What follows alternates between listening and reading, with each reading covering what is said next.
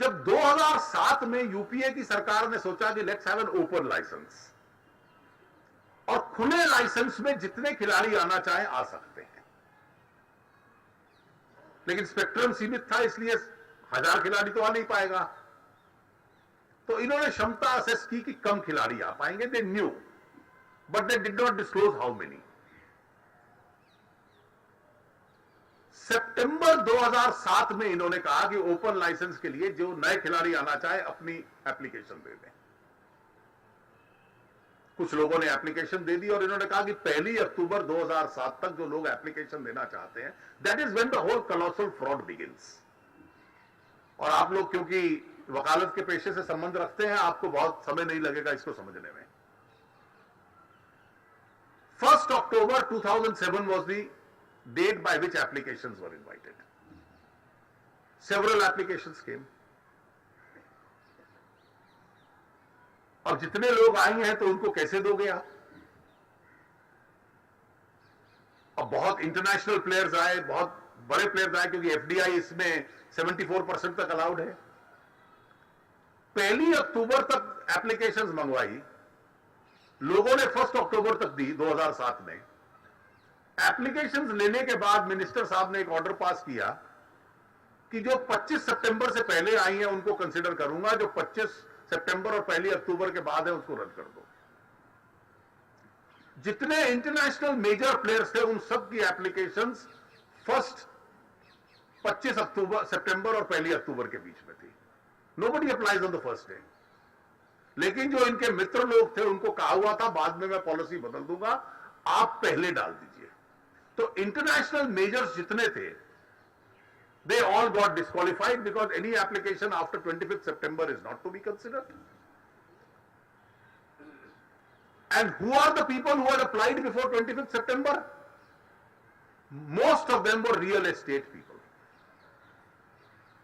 अब real estate का कोई टेलीकम्युनिकेशन का एक्सपीरियंस नहीं था। उन्होंने लाइसेंस ले लिए कि इनको बाजार में बाद में ट्रेडिंग करेंगे, लाइसेंस बेचने में सुविधा मिल जाएगी। अब 25 सितंबर से पहले भी बहुत लोग थे जिन्होंने अप्लाई किया था। इन्होंने तय किया कि हम लिमिटेड नंबर ऑफ लाइसेंसेस देंगे, 122 सर्कल्स देंगे। लेकिन देश भर में अगर देखा जाए तो वो 9 licences at an all India level बनते हैं। These are 9 parties. दिल्ली अलग सर्कल है, वेस्टर्न यूपी अलग है, ईस्टर्न यूपी अलग है, तो वो अलग अलग सर्कल माने जाएंगे। तो 27-28 सर्कल बना के एक सर्कल पूरा ऑल इंडिया लाइसेंस बनता था। तो 9 पार्टीज वर गिवन। अब ये 9 में से अधिकतर उनको मिले जिनका टेलीकॉम से दूरदराज से कोई रिश्ता नहीं था, जिनका टेक्नोलॉजी बिजनेस से कोई रिश्ता नहीं था।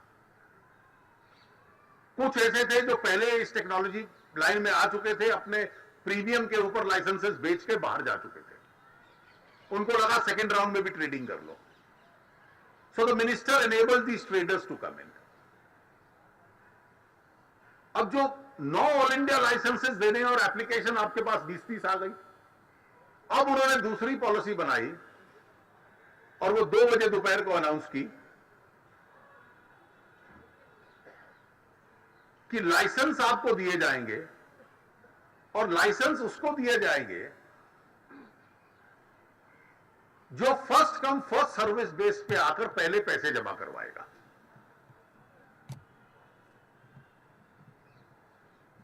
तो दोपहर के 2 बजे डीओटी के दफ्तर के नीचे एक आदमी, वो जो लोग थे जिनको ऑफर देनी थी, वो लेकर आ गया। जो ऑपरेटर्स थे, ये सीबीआई जो एविडेंस इकट्ठी कर रही है ये कर रही है। सम ऑपरेटर्स ब्रॉट मसलमैन कि मुझे पहले मिल जाए और इनको मैं रोक दूं। वहां मारपीट शुरू हुई, छीना झपटी शुरू हुई और फर्स्ट कम फर्स्ट सर्व में कुछ लोगों ने अपने लाइसेंसेस ले लिए और 1651 करोड़ के बैंक ड्राफ्ट बना के लाएंगे, वो जमा करेंगे। इससे पहले तो उनको मालूम नहीं था उनको दिया जाएगा। लेकिन जो फेवरेट 9 थे उनको पहले से सूचना थी। वो 2 दिन पहले से ही बैंक ड्राफ्ट बना के रखे हुए थे उन्होंने जेब में। 2 बजे लिए और 2:15 बजे तक 9 लोगों ने जाकर जमा करा दिया और बाकी लोग गए बैंक्स में, गए ड्राफ्ट्स बनवाने के लिए। और इन लोगों को तुरंत टेलीकॉम लाइसेंसेस दे दिए गए और स्पेक्ट्रम का एलोकेशन दे दिया गया। स्पेक्ट्रम के लिए उन्होंने 1651 जमा करवाए। अब ये 1651 कैसे कैलकुलेट किया आपने 2007-2008 में? The 2001 price is what these favorite 9 will have to pay. तो 2007-8 में आपने 2001 की कीमत दी। जब मैंने आपको उदाहरण दिया कि 0.8 टेली डेंसिटी अब 65% हुई, तो सन 2001 में 25% होगी। एक्सपेंशन तो इन वर्षों में हुआ। और जब टेली डेंसिटी कम थी, टेलीकॉम लाइसेंस और स्पेक्ट्रम की कीमत कम थी। When the market has grown, the value of spectrum has grown. जैसे रियल एस्टेट की कीमत बढ़ती है, स्पेक्ट्रम की कीमत बढ़ गई। अब 74% इक्विटी अलाउड थी फॉरेन। तो झट से जिन्होंने ये लाइसेंस मिले, उनमें से कुछ लोगों ने, licence was a piece of paper, spectrum was a valuable asset which they were entitled to get, they paid 1651। तो टोटल इन्वेस्टमेंट उनकी 1651 करोड़ की थी। इस 74% एफडीआई पॉलिसी का इस्तेमाल किया, और जो इंटरनेशनल प्लेयर्स थे जिन्होंने 25 सितंबर और 1 अक्टूबर के बीच में एप्लीकेशन डाली थी, जो सब डिस्क्वालीफाई हो गए थे, who were reaching to get into India, instead of auctioning the spectrum at the best price, now these people started a private auction कि अब मेरे हाथ में ये आ गया, मेरा कौन पार्टनर बनना चाहता है। तो एक कंपनी जो रियल एस्टेट कंपनी थी, उसका 74% पार्टनर कोई बना। तो 1651 का कल आपने लिया है, आज आपको 1651 में पार्टनरशिप मिलेगी? नहीं। The market value of that 1651 crore worth of spectrum was assessed at $2 billion, which is 9,500 crores. तो 1651 में खरीदा, और 74% of 9,500 करोड़ यानी 7,500 करोड़ में उसका 74% उसी दिन अगले दिन बेच दिया। एक ने 60% बेचा, तो उसने 60% ऑफ 60% ऑफ 9,500 करोड़ बेच दिया। So the value of the spectrum is what the market is willing to give. Now, instead of testing the value in the market in 2007-2008 by a public auction, you by a private arrangement gave it to this man, and this man then held an auction, a private auction, and found the best price and gave it to him. So market value उस वक्त assess हुई 9,500 crore by this limited method. तो पहला CAG क्या कहती है कि भाई अगर आप एक्चुअल वैल्यू डिटरमिन करो, इससे पहले टीआरएआई की रिकमेंडेशन आई, और टीआरएआई की रिकमेंडेशन में उन्होंने कहा the 2001 price can not be a basis, the price at which it should be given in 2007-2008 should be a price determined bye a market mechanism, and market mechanism is कि बाजार उसकी क्या कीमत देने को तैयार है। अब वो आपने किया नहीं, प्राइवेट अरेंजमेंट से आपने इनको दे दिया, और इनको देने के बाद पहला कैलकुलेशन सीएजी ने यह किया कि जिसने 74% बेचा उसकी अगर कीमत लगा ली जाए तो क्या कीमत बनती है स्पेक्ट्रम की, जिसने 60% बेचा उसको असेस कर लिया जाए। CAG has not said this is the value, CAG has given 4 different formulas. फिर सीएजी ने कहा कि 3G स्पेक्ट्रम इसके कुछ दिन बाद आपने नीलाम किया, उसकी जो पब्लिक ऑक्शन हुई 3G की कीमत को अगर बेसिस बना लिया जाए, so the money which you have lost, the difference between the 1651 and the market price for these 122 circles, that is 9 all India licences, if you take the 3G value as the value, the difference is 1,76,000 crores. If you take the 74% player, the difference is 68,000 crores. तो किसी भी base पे ले लो, 60,000, 70,000, 1,76,000 करोड़, ये loss है government of India को। और इन 9 players में से कोई एक ने छोटी सी सर्विस शुरू की है, बाकी 8 ने सर्विस भी शुरू नहीं की, वो केवल स्पेक्ट्रम बेचने में, ट्रेडिंग में लगे हैं। अब इतना बड़ा मॉन्यूमेंटल फ्रॉड, आप इसकी कल्पना कीजिए कि आप उस स्टेज पर इसको कर रहे हैं जबकि दुनिया में इकोनॉमिक स्लोडाउन था, टैक्सेस बढ़ाए जा रहे थे so that the budgets are balanced.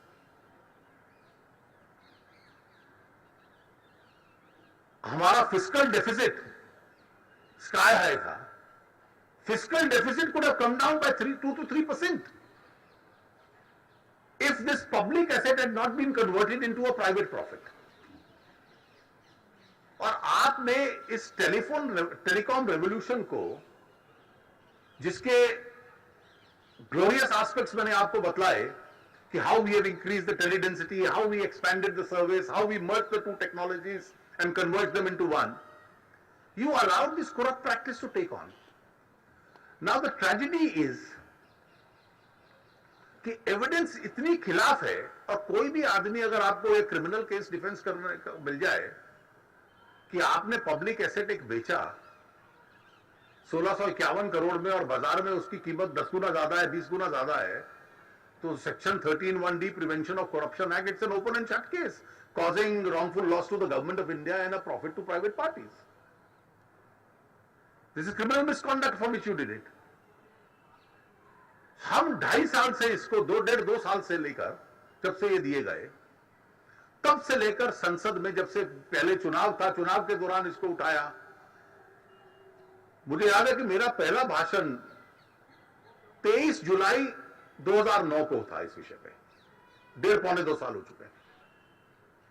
3 दिन बहस चली, और दुर्भाग्य इस बात का है that the Prime Minister is a complete prisoner of coalition politics. अगर मैं कार्रवाई करता हूं डीएमके के एक मंत्री के खिलाफ, तो डीएमके सपोर्ट विड्रॉ कर लेगी, लोकसभा में मुझे 3 सदस्यों का बहुमत है। इसलिए every statement he has made till today is to defend, well, the minister has gone by the past practice. They would make vague and false statements of this kind. आपको, you are unable to get any, the whole idea is allow a discussion once in parliament and be done with. The danger in a parliamentary discussion is that you discuss it once, the issue is talked out, and next day people forget about it. But who will investigate this matter? The CBI today is in a position where this government has completely compromised the independence and the investigative ability of the CBI. The CBI today is used to cover up cases against UPA leaders, to harass opponents, but there is a third category also. कुछ ऐसे हैं जिसमें Samajwadi party, BSP आते हैं, उनके नेताओं के खिलाफ एक तलवार लटकाई रखी है। जब कभी वोट चाहिए हो उनका, तो सीबीआई सुप्रीम कोर्ट में एक फ्रेंडली एफिडेविट दे देती है। जब कैश फॉर वोट्स हुआ तो मुलायम सिंह जी के डिस्प्रपोर्शनेट एसेट के केस में उन्होंने कहा हम इसको दोबारा रिकंसिडर कर लेंगे। जब कट मोशन हुआ लोकसभा में, सुषमा जी ने डाला, तो उन्होंने कहा बीएसपी के मायावती जी के खिलाफ हम रिकंसिडर करेंगे डिस्प्रपोर्शनेट एसेट का केस। वोट दोनों बार उनका लेकर फिर रवैया बदल लिया, तो इस बार दोनों टमके लगे हुए हैं। मतलब it's a tragedy that parliamentary votes are held in parliament, but the fate of that vote is decided by CBI affidavits before the Supreme Court. And I hope the Indian judiciary starts seeing through it rather than being gullible. The fate of parliamentary votes has been decided in the corridors of the court.